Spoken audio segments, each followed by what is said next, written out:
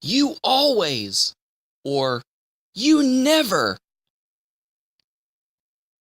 How many times have those absolute statements inflamed an argument and caused an argument to erupt and to explode like a nuclear bomb?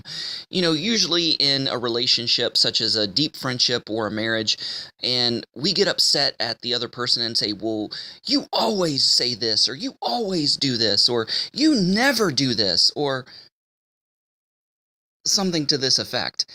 And that absolute statement of accusation inflames the other person, and they get defensive and they feel like they have to defend themselves, and because an absolute statement's being leveled against them, and so they just respond in kind and they raise their voice, and then all of a sudden it's a tit for tat verbal battle, and this big argument and eruption breaks out. Well, in Proverbs chapter 18 verse 14 it says, the start of strife is like the opening of a dam. Therefore, check a quarrel before it begins.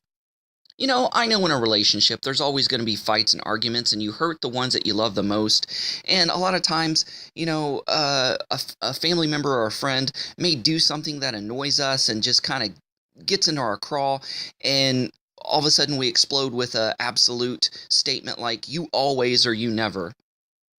But think before you speak.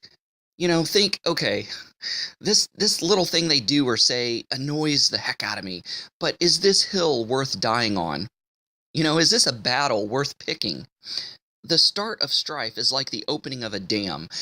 I don't know if you've ever if you've lived near a dam or ever seen the opening of a dam, but here in New Brunswick, Canada, in a place called Grand Falls, there's a dam, and they have these gates, these doors to this dam, and depending on the amount of rainfall and the water and the height of the water in the rivers depends on if they open the dam or not. Sometimes the dam is totally shut and it's kind of bone dry and you could see the rocks, and other times the dam's open.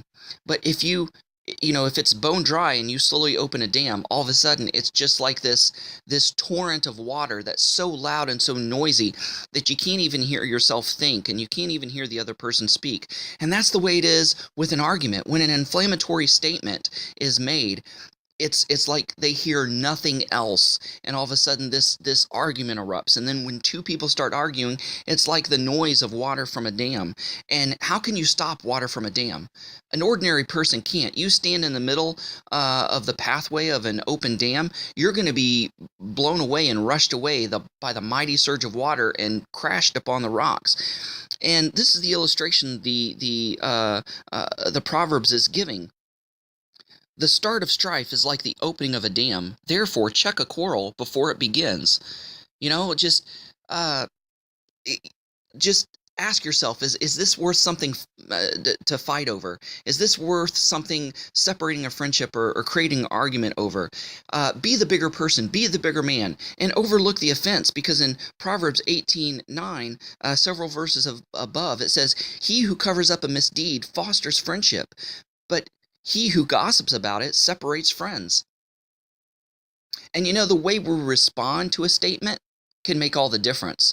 If somebody's upset with us and they respond with their voice raised a few octaves and they're making an inflammatory absolute statement leveling against us and an accusation, it makes us want to respond in kind. But if we respond with a soft word, and other parts of the Proverbs talk about how a soft word can break a bone and how a soft word can turn away wrath or anger. So instead of responding in kind when somebody levels an accusation against us or kind of wants to start a fight, if we respond with a calm voice and a soft, loving word, sometimes that can defuse the argument right then and there.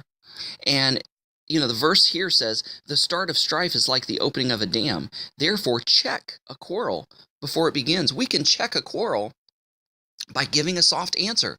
We can shut the doors of that dam by giving a soft answer. So, guys, thanks so much for listening. Go out there and have a great day, and God bless.